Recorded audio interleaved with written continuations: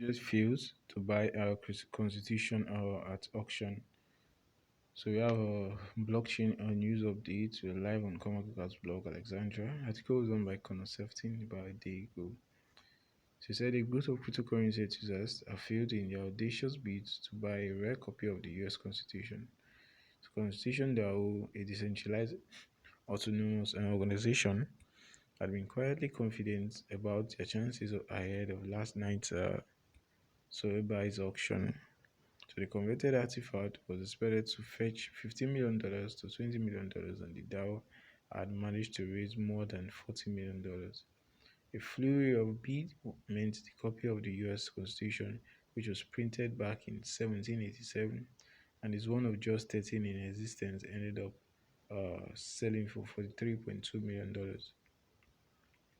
Speaking on Discord, those behind the DAO feared there wouldn't have been enough money left to insure, store, and transport the documents. So if a higher bid had been placed, the Constitution's DAO spending power was also probably stymied by the recent fall in ETH prices, and at the time of writing, the world's second largest cryptocurrency is down by 13.5% on the week. So, guys, you can check out CoinMarketCap podcast here available on Apple Podcasts, Spotify, and Google Podcasts, guys.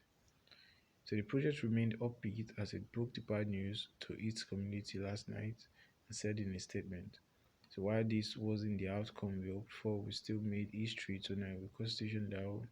This is the largest crowdfund for a physical project that we are aware of, crypto or fiat. We are also incredibly grateful to have done this together with you all, and are still in shock that we even got this far.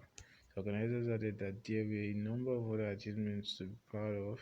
Not only had the records been broken, but the rest for the most money crowdfunded in 72 hours, but an entire cohort of people around the world, including museum creators, art directors, and grandmothers, that learned about Ethereum and how DAOs work. So the project status suggests there were a total of 17,437 donors with a median size of $206. So given how a significant percentage came from wallets that were initialized for the first time, it is possible that many participants were also having their very first experience with crypto.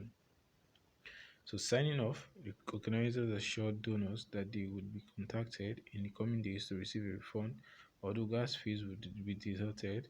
The auction was live streamed, but as already nail-biting watch for DAO members was punctuated by confusion, as they didn't actually know which representative was bidding on their behalf, and it wasn't immediately clear whether they had won when the auctioneer's gavel fell. So guys, thanks for watching Dubai Keys. I hope this update is informative. If it is, don't forget to like, share, subscribe. See you in our future uploads and stay safe.